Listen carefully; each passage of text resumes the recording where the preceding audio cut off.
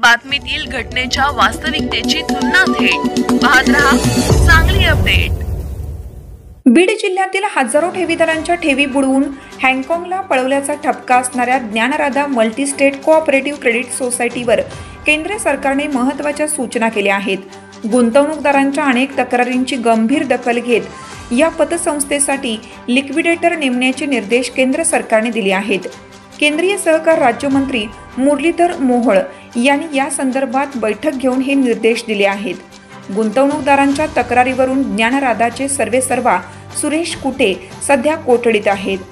दरम्यान याच प्रकरणी केंद्रीय मंत्री मोहोळ यांनी नवी दिल्ली येथे बैठक घेऊन वरिष्ठ अधिकाऱ्यांना सूचना दिल्या आहेत।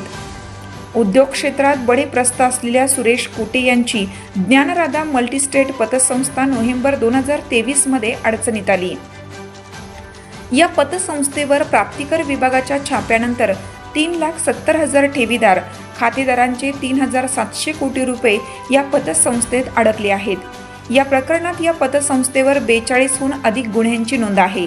ज्ञानराधा मल्टीस्टेट्सच्या 50 शाखांचे मागच्या वर्षीचा ऑक्टोबर महिन्यापासून आर्थिक व्यवहार ठप्प असल्याचं सांगितलं जातंय।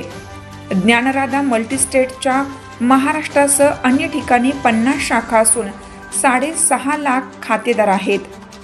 आजवर नोंदवलेल्या आणि FIR नुसार गुंतवणूकदारांची अंदाजे 168 कोटी रुपयांची फसवणूक झाली आहे।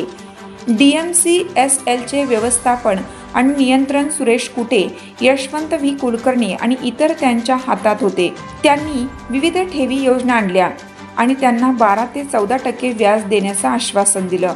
या संस्थेने व्यक्तिगत कर्ज, साधे कर्ज, वेतन कर्ज, मुदत कर्ज, सोने कर्ज व FDR कर्ज इत्यादी विविध योजना देखील सुरू केल्या।